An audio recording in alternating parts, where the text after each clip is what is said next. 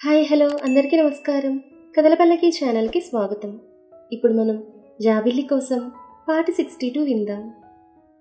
Office time అవుతుండగా కృష్ణ చైతన్య ఇషాన్ వచ్చారు అశ్ని ఛాంబర్కి. అక్కడే ఉన్న మృదుల ఇషాన్ని చూసి కళ్ళు తేలేసింది. షాక్తో అతని వైపు అలానే చూస్తుండిపోయింది. ఈరోజేంటి నాకు ఇన్ని షాకులు తగులుతున్నాయి?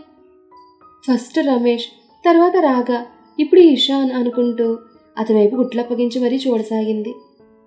ఈ అమ్మాయి ఎవరు తన వైపు ఇలా చూస్తోంది అనుకుంటూ ఆమె వైపు పరిశీలనగా చూసి, ఈ అమ్మాయి వర్షిని ఫ్రెండ్ కదా, ఇక్కడుందేంటి, బ్యాచ్ వచ్చేసారా ఏంటి అనుకుంటూ వర్షిని వైపు చూశాడు ఇషాన్. వర్షిని ఇషాన్ వైపు ఒకసారి చూసి మళ్ళీ తండ్రి వైపు చూస్తూ, చెప్పండి డాడీ, అక్కడంతా క్లియరేనా, లేక ఏదైనా ఫ్రాడ్ జరిగిందా అని అడిగింది. అదేం లేదురా, ఏదో మైనర్ మిస్టేక్స్ తప్ప అక్కడంతా క్లియర్గానే ఉంది. మిగతా బ్రాంచెస్ కూడా ఓకే. ఇక మావయ్య దగ్గర నుంచి రిపోర్ట్ రావాలని చెప్పాడు చైతన్య. మావయ్య నైట్ కల్లా మొత్తం రిపోర్ట్ పంపిస్తానన్నారు డాడీ. వైజాగ్ విజయవాడ బ్రాంచ్లో ఫండ్స్ మిస్యూజ్ జరిగినట్టుగా రిపోర్ట్ వచ్చింది డాడీ, మీకు తెలీదా అని అడిగింది. నాకు తెలిసింది, రేపు నేను అక్కడికి వెళ్ళాలనుకుంటున్నాను అన్నాడు అతను. మీరెందుకు డాడీ, నేను వెళ్తానంది. నువ్వు వెళ్తావా? మరి ఇక్కడ వర్క్? ఆ జగదీష్ విషయం చూసుకుంటానన్నావుగా, మరి నువ్వు లేకపోతే ఎలా అన్నారు చైతన్య. జగదీష్ గురించి మీరేం వర్రీ కావద్దు డాడీ, అది నేను చూసుకుంటానన్నాను కదా. ఆల్మోస్ట్ పని అయిపోయింది. నేను వెళ్ళేది ఒక్కరోజే కదా, ఈవినింగ్ కల్లా వచ్చేస్తాను.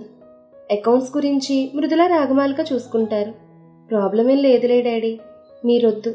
మీరు మావయ్య పంపించే రిపోర్ట్ చూసుకోండి. అక్కడ ఫ్రాడ్ జరిగినట్టుగా మావయ్య చూచాయిగా చెప్పాడు. మీరు అక్కడికి వెళ్ళండి అంది. సీఈఓ గారు చెప్పాక వెళ్ళక తప్పుతుందా? వెళ్తాం నవ్వాడు కృష్ణ చైతన్య. మావయ్య, మీరు చైర్మన్, మీరు తనకు భయపడ్డమేంటి అన్నాడు ఇషాన్. మావయ్యనా? అంటే వీళ్ళంతా కలిసిపోయారా? ఇప్పుడు ఎలా? అసలు మళ్ళీ ఎలా కలుసుకున్నారు? వర్షిణి అంత తేలికగా జరిగిందంతా మర్చిపోయి క్షమించేసిందా? ఇంత జరిగినా నాకు అసలు చెప్పలేదే, కనీసం సంగీత కూడా చెప్పలేదనుకుంటూ వర్షిణి వైపు చూసింది మృదుల. మృదుల ఆలోచన అర్థమైన వర్షిణి, ఇదంతా డాడీకి తెలియదు, కామ్గా ఉండు అన్నట్టుగా కళ్ళతోనే సైగ చేసింది. దాంతో మృదుల ఆశ్చర్యపోతూ తల ఊపింది. మరి తెలియకపోతే ఇంత క్లోజ్ ఎలా అయ్యారు, ఏంటి విచిత్రం అనుకుంటూ, సర్లే రాత్రికి మొత్తం చెప్తుందిలే అని మౌనంగా ఉంది. చైర్మన్ అయినా సీఈఓ గారి కింద పనిచేయాల్సి వస్తుంది, ఏం చేయను. మేడం ఆర్డర్స్ ఫాలో అవ్వకపోతే ఇంతే సంగతులు, నవ్వుతూ అన్నారు కృష్ణ చైతన్య. మావయ్య, మీరు మరీ ఎక్కువ పవర్స్ ఇచ్చేశారు తనకి, తర్వాత మీకే ఇబ్బంది అవుతుంది చెప్తున్నాను వేళాకోళంగా అన్నాడు ఇషాన్. ఆ మాటకి వర్షిణి అతని వైపు కోపంగా చూసింది. కానీ అతనదేం పట్టించుకోనట్టుగా చైతన్య వైపు చూస్తున్నాడు. ఎప్పటికైనా ఇదంతా వర్షిందే కదా ఇషాన్, కొన్నాళ్ళకి తను చైర్మన్ అయిపోతుంది, నేను రిటైర్ అయిపోతాను. నేనున్నప్పటి నుంచి తనకు పవర్స్ ఇస్తూ ఉంటే అన్నీ నేర్చుకుంటుంది.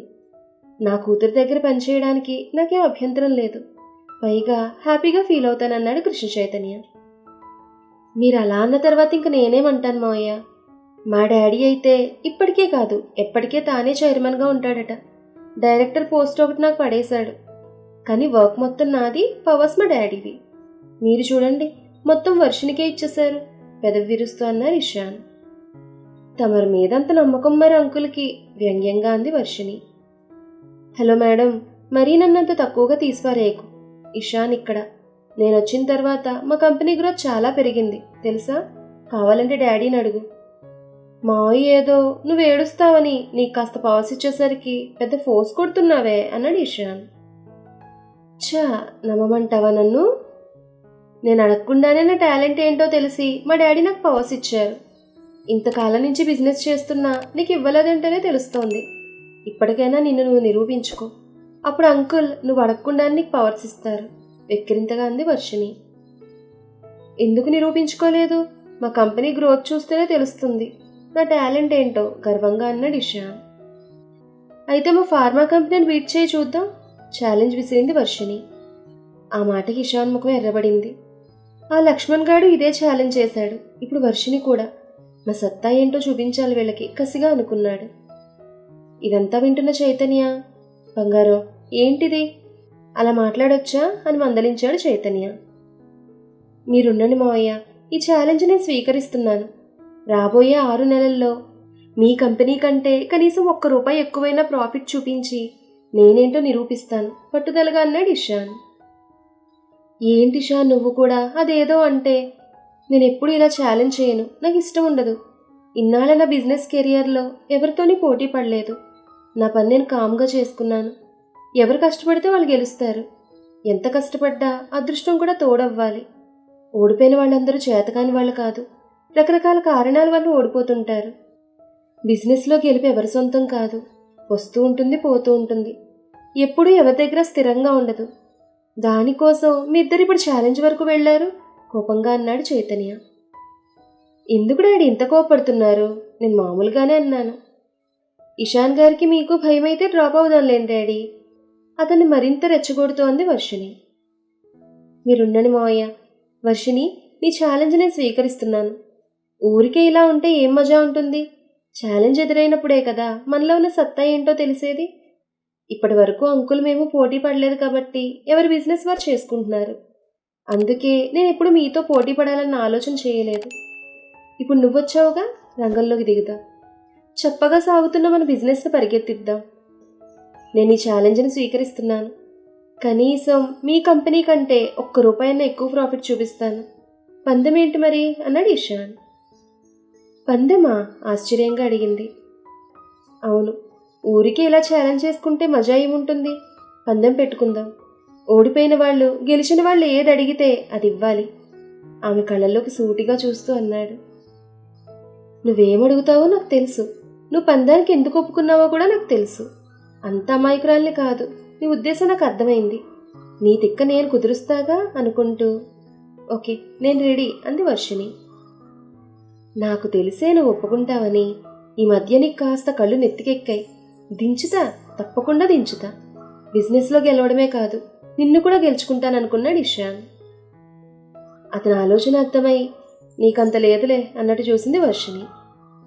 ఉందో లేదో గెలిచిన తర్వాత చూపిస్తాను అన్నట్టుగా లుక్ ఇచ్చాడు ఇషాన్.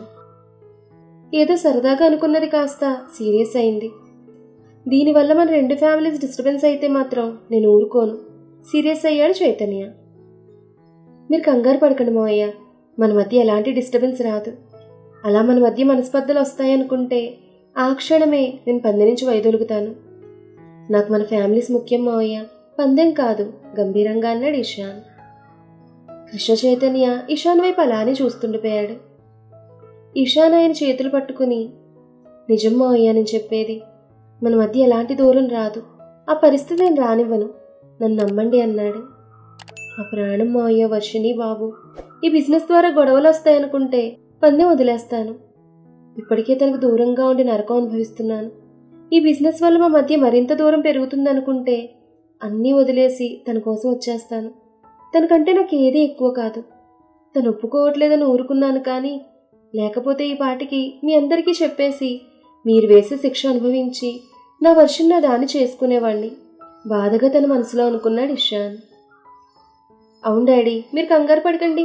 మా మధ్య గొడవలేవి రావు. ఫేర్గా బిజినెస్ చేస్తే గొడవలు ఎందుకు వస్తాయి డాడీ? మీ పేరు ఎప్పటికీ చెడగొట్టను. నా వల్ల మీకు పేరు రాకపోయినా చెడ్డ పేరు మాత్రం తీసుకురాను. ట్రస్ట్ మీ డాడీ అంది వర్షిణి. కూతురు మీద భరోసా ఉన్నా ఎందుకొచ్చిన పందాలరా, ఎవరి బిజినెస్ వాళ్ళు చేసుకోకుండా అసంతృప్తిగా అన్నాడు ఆయన. ఏదో సరదాగా అనుకున్నాం డాడీ, అంతే, పెద్ద సీరియస్ ఏం కాదు. మీకు ఇష్టం లేదంటే డ్రాప్ అయిపోతాం అంది వర్షిణి. మావయ్య ఇప్పుడు ఏమైందని ఇంత ఫీల్ అవుతున్నారు? వర్షిణి కొత్తగా బిజినెస్లోకి వచ్చింది. తనకు ఉత్సాహం ఉండాలంటే ఇలాంటి ఛాలెంజ్లు ఉండాలి. ఏం కాదు, మేము చూసుకుంటాం కదా. ఏదన్నా అయితే అప్పుడు మమ్మల్ని అడగండి. వర్షిణి గెలిస్తే మీకు సంతోషమే కదా మావయ్య అన్నాడు ఇషాన్.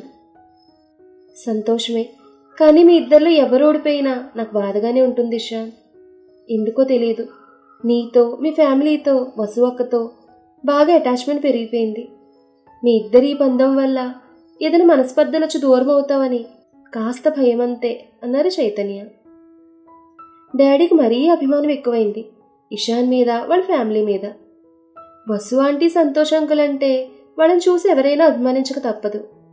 కానీ ఆ ఇంట్లో ఈయన గారు ఎలా పుట్టారో ఇప్పటికీ అర్థం కావడం లేదు. నన్ను చీట్ చేసింది ఇషాన్ అని తెలిస్తే డాడీ ఏం చేస్తారు? అప్పుడు కూడా ఇంతే అభిమానం చూపిస్తారా అనుకుంది వర్షిణి లోపల. ఆయనకి తమ మీద, తమ ఫ్యామిలీ పట్ల ఉన్న అభిమానానికి ఇషాన్ హృదయం సంతోషంతో నిండిపోయింది. మీ అభిమానం ఎప్పటికీ ఇలాగే ఉండాలని కోరుకుంటున్నాను మావయ్య. వర్షిణి పట్ల నేను చేసిన ద్రోహం మీకు తెలిస్తే ఎంత బాధపడతారని కుమిలిపోతున్నాను. అదొక్కటే నా బాధ మావయ్య. మీరు ఏ శిక్ష వేసినా భరిస్తాను, కానీ మీలో ఎవ్వరు దూరమైనా నేను భరించలేను అనుకుంటూ. అలాంటిదేం జరగదు, మేము హామీ ఇస్తున్నాం కదా మావయ్య. మీరిదంతా ఆలోచించకండి. ఏదో బిజినెస్లో మాకు ఉత్సాహం ఉండాలని అంతే తేలిగ్గా అన్నాడు ఇషాన్. మీరింత ఉత్సాహపడుతుంటే నేను వెనకకు లాగడం కూడా బాగుండదులే. సరే కానియండి నవ్వుతూ అన్నారు చైతన్య. థ్యాంక్ యూ మావయ్య అన్నాడు ఇషాన్. ఈ పందెంతో అటు లక్ష్మణ్ గారి తిక్క కుదర్చొచ్చు, నా హనీని కూడా సొంతం చేసుకోవచ్చు. ఒక్క దెబ్బతో 2 పిట్టలు. మనసులో తెగ ఉత్సాహపడ్డాడు ఇషాన్. మీ ఇద్దరికి సలహాలు కావాలంటే నన్ను అడగొచ్చు, ఫ్రీ సర్వీస్ చైతన్య నవ్వుతూ అన్నారు. నో డాడ్, అలా ఎలా ఇస్తావు? నేను ఒప్పుకోను. రైవల్స్ కంపెనీకి మీ సలహాలేంటి అంటూ దెబ్బలాటకి దిగింది వర్షిణి. వామ్మో, రాక్షసులా మావయ్య మీద పడిపోతోందిగా. ఇంత రాక్షసులా ఎలా తయారయ్యావే? అప్పుడు ఎంత అమాయకంగా ఉండేదానివే. నేనే పొరపాటు పడ్డానా, లేదా నాలాగే నువ్వు కూడా నటించావా ఏంటి? పైకి అమాయకత్వం చూపించి లోపల గయ్యాళతనమంతా దాచుకున్నావా రాక్షసి అంటూ నవ్వుకున్నాడు ఇషాన్. అది కాదురా, ఇద్దరికి ఇస్తానంటున్నానుగా. నేను ఇచ్చే సలహాలు ఉపయోగించి దానికి మీ తెలివితేటలను జోడించి గెలవండి అన్నారు చైతన్య. డాడీ, నేను ఒప్పుకోను. మీరు ఇషాన్ గారికి సలహాలు ఇవ్వడం ఏంటి? అలా అయితే మన కంపెనీ ప్రాఫిట్ పడిపోతుంది, షేర్స్ పడిపోతాయి. నేను అస్సలు ఒప్పుకోను దానికి అంది వర్షిణి గట్టిగా. వద్దులే మావయ్య, నేను గెలుస్తానని వర్షిణి భయపడుతోంది. నాకు నేనుగానే నా సత్తా చూపించాలనుకుంటున్నాను మావయ్య అన్నాడు ఇషాన్. ఎవరు గెలుస్తారో చూద్దాం అతని సూటిగా చూస్తూ. డాడీ, ఇషాన్ గారికి సలహాలు వద్దంట. ఇషాన్ గారి తెలివితేటలు తక్కువ అంచనా వేయకు డాడీ. ఆయన గారికి మామూలు తెలివితేటలు లేవు. ఎదుటివారిని తన మాటల గ్యారెంటీతో ఎలా మోసం చేయాలో అని వర్షిణి అంటుండగా ఆ మాట విన్న ఇషాన్ ముఖం వెలవెలబోయింది. దాంతో వెంటనే వర్షిణి, సారీ, తన మంచి మాటలతో ఎలా పనిచేయించుకోవాలో బాగా తెలుసు. తన గెలుపు తను చూసుకుంటాడులేండి. మన కంపెనీ గురించి మనం చూసుకుందాం అంది వర్షిణి. సందు దొరికితే చాలు, అస్సలు తగ్గట్లేదుగా. మాటలతోటే చంపేస్తోంది బాధగా అనుకున్నాడు ఇషాన్. అతని బాధ అర్థమవుతున్నా వర్షిణి పట్టించుకోలేదు. అయితే పోటీ పడేది మీ ఇద్దరు కాబట్టి నేనెవ్వరికి సలహాలు ఇవ్వను, నీకు కూడా ఇవ్వను. మీ సొంత టాలెంట్తో గెలిచి చూపించండి అన్నారు చైతన్య. అలా ఎలా కుదురుతుంది డాడీ? మన కంపెనీని మీరు చూసుకోకపోతే ఎలా అంది వర్షిణి. నాకేం అభ్యంతరం లేదు మావయ్య, తనకు సలహాలు ఇవ్వండి. పాపం బిజినెస్కి కొత్త, భయపడుతోంది వర్షిణిని రెచ్చగొడుతూ అన్నాడు ఇషాన్. ఎప్పుడొచ్చావని కాదన్నయ్య, బుల్లెట్ దిగిందా లేదా అని మా మహేష్ బాబు అన్నట్టుగా ఎవరు కొత్త ఎవరు పాత ఎవరి సత్తా ఏంటో గెలిచాక తెలుస్తుందిలే. చూపులు చురకత్తుల్లా విసురుతూ, డాడీ, ఈ కంపెనీ చైర్మన్గా మీరు ఏం చేయాలో ఆ బాధ్యత నిర్వర్తించండి. మన ఫార్మా కంపెనీని ఇంకా ఎంత పైకి తీసుకురావాలో నాకు తెలుసు. ఎవరో తమ మాటలతో ట్రాప్ చేయాలని చూస్తే ఇదివరకట్లాంటి అమాయకురాలు కాదు, రెచ్చిపోయి ఆ ట్రాప్లో పడ్డానికి. ఓరగా ఇషాన్ వైపు చూస్తూ అంది. వా, మళ్ళీ వేసేసిందిగా ఇది. చచ్చినా మర్చిపోయేటట్లేదు. ఇలా నన్ను ఎంతకాలం ఆడుకుంటుందో. తొండ ముదిరి ఊసర వెళ్ళి అయినట్టుగా ఇది బాగా ముదిరిపోయింది. దీన్ని నా దారిలోకి తెచ్చుకోవాలంటే బాగా కష్టపడాల్సిందే అనుకున్నాడు ఇషాన్. కూతురన్న మాటలు అర్థం కాక చైతన్య అయోమయంగా చూశాడు. నాకు అర్థం కావట్లేదు బంగారం, మోసం ఏంటి ట్రాప్ ఏంటి అని అడిగారు. ఏం లేదు డాడీ, ఇషాన్ గారు మీ దగ్గర సలహాలు తీసుకోకూడదని నన్ను రెచ్చగొట్టాలని చూస్తున్నారు. నేనేం అలా రెచ్చిపోవడానికి స్టూడెంట్ని కాదు, ఒక కంపెనీ సీఈఓనని చెప్తున్నాను డాడీ, అంతే. మరేం లేదు కవర్ చేసింది వర్షిణి. అంతే కదరా, తను ఎవరి సలహాలు తీసుకున్నప్పుడు నువ్వు కూడా తీసుకోకూడదు. గేమ్లో ఫెయిర్గా నెగ్గాలి. అదే కదా మరి టాలెంట్ అంటే అన్నారు చైతన్య కూతురు వైపు నవ్వుతూ చూస్తూ. డాడీ, ఏం మాట్లాడుతున్నారు మీరు? మన కంపెనీకి వాళ్ళ కంపెనీకి పోటీ పెట్టుకున్నాం. అలాంటప్పుడు మన కంపెనీలో పనిచేసే ప్రతి ఎంప్లాయీ ఈ పోటీలో పాల్గొన్నట్టే కదా. మరి చైర్మన్గా మీరు ఉన్నారంటే మీరు కూడా ఈ పోటీలో ఉన్నట్టేగా. మీరు చేయాల్సింది మీరు చెయ్యాలి. అంతేగాని మేమిద్దరం పోటీ పెట్టుకున్నాం కదా అని అందరి వరకు నేను చేయలేను కదా.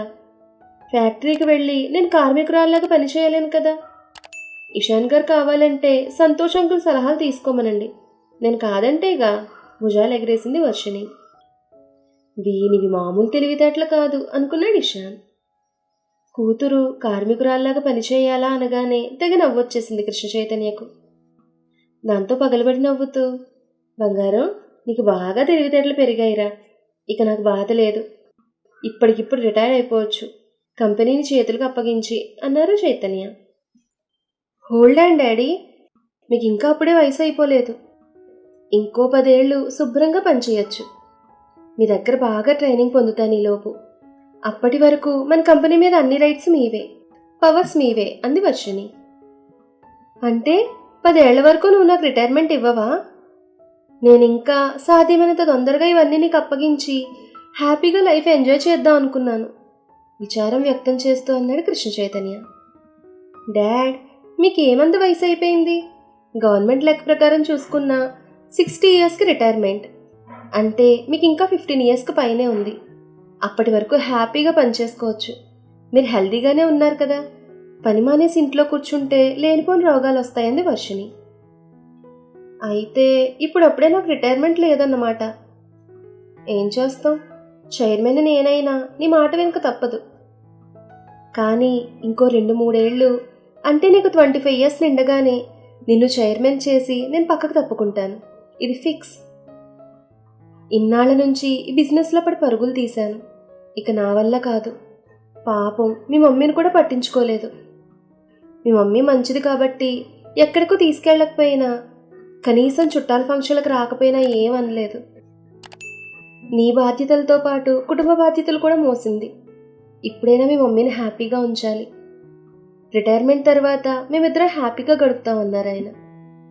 హ్యాపీగా గడపడానికి రిటైర్మెంట్ వరకు ఎందుకు డాడీ? మమ్మీ నువ్వు ఒక 15 డేస్ టూర్కి వెళ్ళండి, ఇక్కడ అన్ని విషయాలు నేను చూసుకుంటాను అంది వర్షిణి. ఇప్పుడు కాదులేరా, నాకు ఇంపార్టెంట్ పని ఒకటి ఉంది, అది అవ్వని తర్వాత చూద్దామంటూ ఇక నేను ఇంటికి వెళ్తాను, నువ్వు వస్తావా లేక పనేమైనా ఉందా అని అడిగారు చైతన్య. వర్క్ ఉంది డాడీ, నేను మృదు సంగీత కలిసి వస్తాంలే, మీరు వెళ్ళండి అంది. ఇషాన్, వెళ్దామా అన్నారు చైతన్య. అంతవరకు వర్షిణ్ణే చూస్తున్న ఇషాన్ ఒక్కసారిగా ఉలిక్కిపడి, మీరు వెళ్ళండి మావయ్య, నాకు కాస్త పనుంది అన్నాడు. ఇక్కడ మీకేం పనుందో సాగదీస్తోంది వర్షిణి. మావయ్య వెళ్ళని, నాకేం పనుందో చెప్తాను తాను సాగదీస్తూ అన్నాడు. వాళ్ళిద్దరినీ చూసి నవ్వుకుంటూ వెళ్ళిపోయారు చైతన్య. వర్షిణి, ఇషాన్, మృదుల మిగిలారక్కడ. వర్షిణి, నేను ఆ రూమ్లో ఉంటాను, వాళ్ళిద్దరి మధ్య తానుండడం బాగుండదనంది మృదుల. థ్యాంక్ యూ మృదుల, నీ పేరు మృదులనే కదా అని అడిగాడు ఇషాన్. అవునున్నట్టుగా తలూపింది మృదుల. ఈయన గారికి నా ఫ్రెండ్ పేర్లు బాగానే గుర్తున్నాయి, గుర్తుండక ఎందుకుంటుందిలే, అందరినీ కూడా తన నటనా చాతుర్యంతో బాగా పడేశాడు కదా, తెగ ఫ్రెండ్షిప్ చేశాడు. మృదువు తప్ప అందరూ అతని చుట్టూ ఇషాన్ ఇషాన్ అంటూ తెగ తిరిగేవాళ్ళు. లోపల అతను తిట్టుకుంటూ, నువ్వేం వెళ్లాల్సిన అవసరం లేదు, కూర్చో అంది వర్షిణి. తనకున్న మేనేజ్ నీకు లేదు హనీ అన్నాడు ఇషాన్. వర్షిణి ఉరిమి చూసింది. అది కాదు హనీ, మన మధ్య తను ఎందుకని వెళ్ళిపోతుంటే నువ్వెంటు కూర్చోమంటావు గారంగా అన్నాడు. ఓరి వీడి వేషాలు, ఇప్పుడు తమ మధ్య ఏదో ఉందని మృదులు అనుకోవాలని ఈయన గారి ప్లాన్ అనుకుంటా అనుకుంది వర్షిణి. లేదులే వర్షిణి, నేను వెళ్తాను, చాలాసేపటి నుంచి ఇక్కడే కూర్చున్నాను కదా, కాసేపు రెస్ట్ తీసుకుంటాను ఇషాన్ వైపు చూస్తోంది మృదుల.